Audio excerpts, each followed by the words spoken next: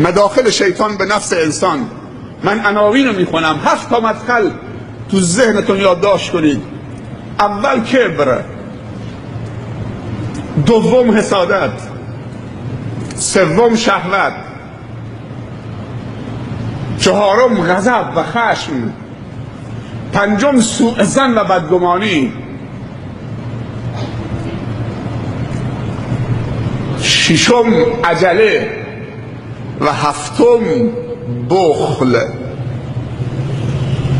7 تا مدخل شیطان که مثل غده سرطانی، وقتی یک غده سرطانی در وجود انسان ایجاد بشود، اگر قبل از اینکه این غده ریشه ندواند که نقاط سوق الجیشی و حساس بدنت رو از کار نیندازد، اگر قبل از اون معالجه نشود، مثل یک غده سرطانی است که همه چیز رو از تو میگیرد.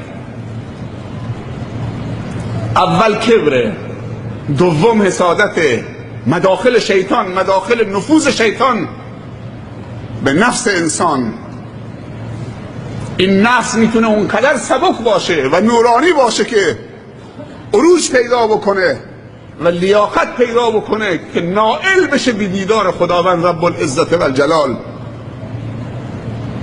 امروز رو به قبله میایستیم، دلمون خوشه و در اون قبله جهت خدا رو میبینیم و در افتتاح نماز میگیم انی وجهت وجهیه، خدایا من جهتم رو به طرف تو قرار دادم.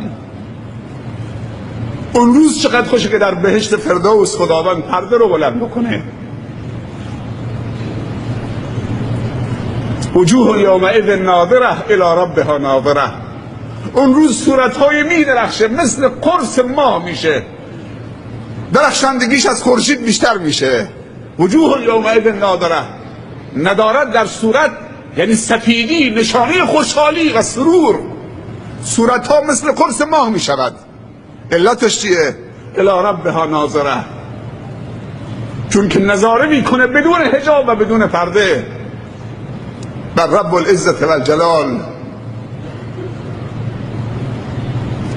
نمیخوای بار رو سبک بکنیم؟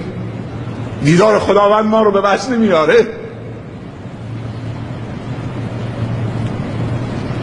سترون ربکم کما ترون القمر لیلة البدر لا تضامون فی رؤیته. ربتون رو ملاقات میکنید همونطوری که ماه شب بدر رو بدون هیچ ازدحامی که کسی برای کسی ازدحام ایجاد بکنن میبینید. همونطور این برای تقریب ذهنی است. مداخل شیطان رو باید مسدود کرد.